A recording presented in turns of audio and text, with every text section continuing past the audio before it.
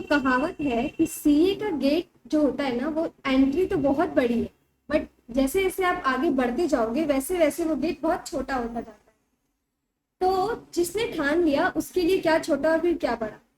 तो क्योंकि हम लोग अब सीए की तैयारी करने वाले हैं, सीए फाउंडेशन की तैयारी करने वाले हैं, तो मैं आप लोगों के लिए लेके आई हूँ बिजनेस लॉ। बिजनेस लॉ जो है वो सीए के सिलेबस का एक पार्ट है जो कि 100 मार्क्स का होने वाला है। तो आज हम देख लेते हैं कि टोटल सिलेबस में क्या क्या चीजें हैं और फिर हम इसमें से क्या क्या कवर करने वाले हैं और कैसे कवर करेंगे। तो ये वीडियो सबके लिए एप्लीकेबल है जो जून में एग्जाम देने वाले हैं या फिर जो आगे चल के सितंबर में अपने एग्जाम्स देंगे या फिर Jan 25 में अपने एग्जाम्स देंगे। ये भी सबके लिए। तो सीए फाउंडेशन में हमारे पास टोटल 4 सब्जेक्ट्स हैं। 4 सब्जेक्ट्स कौन कौन से हैं? सबसे पहला है अकाउंटिंग, सेकंड नंबर पे है बिजनेस लॉ, थर्ड नंबर पे है आपका क्वांटिटेटिव एप्टीट्यूड और फोर्थ नंबर पे है बिजनेस इकोनॉमिक्स। ये सारे ही सब्जेक्ट ना 100 मार्क्स के होंगे। ये भी 100 का होगा, ये भी 100 का होगा, क्वांटिटेटिव एप्टीट्यूड भी 100 का होगा एंड बिजनेस इकोनॉमिक्स भी आपका होगा 100 मार्क्स का। डिफरेंस क्या है? डिफरेंस है इन दोनों में। ये जो क्वांटिटेटिव एप्टीट्यूड और बिजनेस इकोनॉमिक्स है, ये दोनों सब्जेक्ट आपके होने वाले हैं मल्टीपल चॉइस।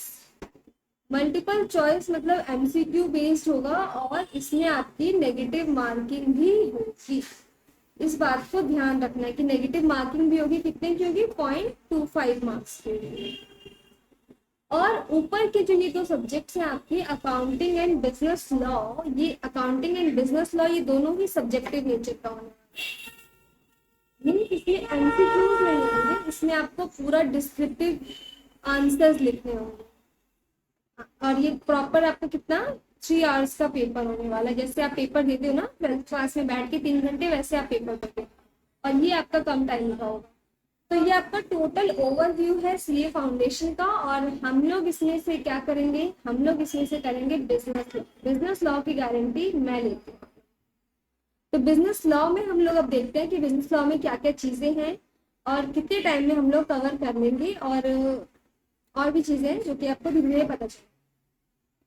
तो सबसे पहला है बिजनेस लॉ का सिलेबस। बिजनेस लॉ, और सबसे बड़ी बात इसमें कि हम लोगों का जो सोर्स रहने वाला है ना, वो रहेगा आईसीआई का मटेरियल। आईसीआई का मटेरियल क्यों रहेगा? क्योंकि एक बहुत बड़े सर हैं, उनकी कहावत है, अकाउंटिंग के सर हैं, अकाउंटिंग के सर, इनका नाम है प्रवीण वर्मा। इनको अकाउंटिंग का बादशाह कहा जाता है। और इनकी कहावत है कि आईसीएआई जो है ना, वो क्या है? वो भगवान है। मतलब हम सीए कर रहे हैं, इसी से हमें डिग्री मिलनी है, तो जो ये बोलेगा, जो ये सिलेबस प्रिस्क्राइब करेगा, हम वो करेंगे। जैसे मटेरियल ये देगा हम उससे तैयारी करेंगे तो हमारे जो चांसेस है ना वो बहुत ज्यादा हो जाएंगे एग्जाम को क्लियर करने के। कुछ भी छूटेगा नहीं, कुछ मिस नहीं होगा। सबसे बड़ी बात इसके सिलेबस को, सबसे बड़ी बात इसके मटेरियल को कवर करने की ये। तो ये हम मटेरियल देख लेते हैं कि इसके अंदर टोटल, देखो टोटल 7 यूनिट्स है। 7 यूनिट्स है इसके अंदर। सबसे पहला आपका रेगुलेटरी फ्रेमवर्क है। रेगुलेटरी फ्रेमवर्क में ना सिर्फ ये बताया गया है कि लॉ कैसे आता है, इसको अप्लाई कैसे किया जाता है, कैसे ये लोगों को बाइंड करता है, और रेगुलेटरी बॉडीज कौन कौन सी है इंडिया में जो कि बहुत इम्पोर्टेंट है हमारे एग्जाम के पॉइंट ऑफ व्यू से।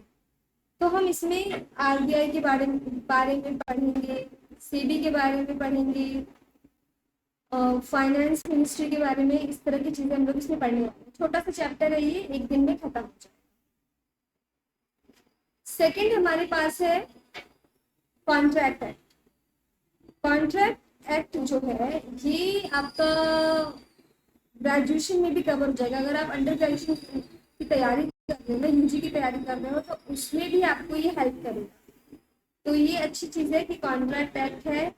और इसके अंदर हम इसके टाइप्स वगैरह वगैरह जो भी है मैं आपको दिखा देती हूँ साथ के साथ, ये सब चीज़ें हम लोग कवर करने वाले हैं।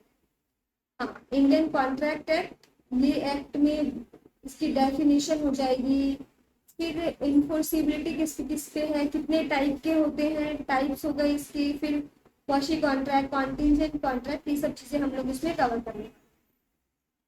थर्ड नंबर पे हमारा सेल ऑफ गुड है, जो कि सेल एंड परचेज को डील करता है। फिर हमारा आ गया पार्टनरशिप है। पार्टनरशिप एक्ट आपने 12th क्लास में पढ़ा था, ये सेम रहने वाला है, इसमें कुछ नया नहीं है। तो आपको बस, अगर आपने अच्छे से पढ़ाई की है तब तो आपकी रिवीजन हो जाएगी, लेकिन अगर आपने पढ़ाई नहीं की है, जैसे कि अगर आप साइंस बैकग्राउंड से हो और आप अब सी फाउंडेशन की तैयारी कर रहे हो, तो फिर ये चीज़ें आपके लिए नहीं होने वाली। Same for LLP. एलएलपी जो है ना, वो पार्टनरशिप का ही एक एक्सटेंडेड वर्जन है। तो अगर आपने पार्टनरशिप अच्छे से समझ लिया तो आपको एलएलपी में ज़्यादा टाइम नहीं लगेगा, it will be less time consuming. फिर हमारा आगे कंपनीज है।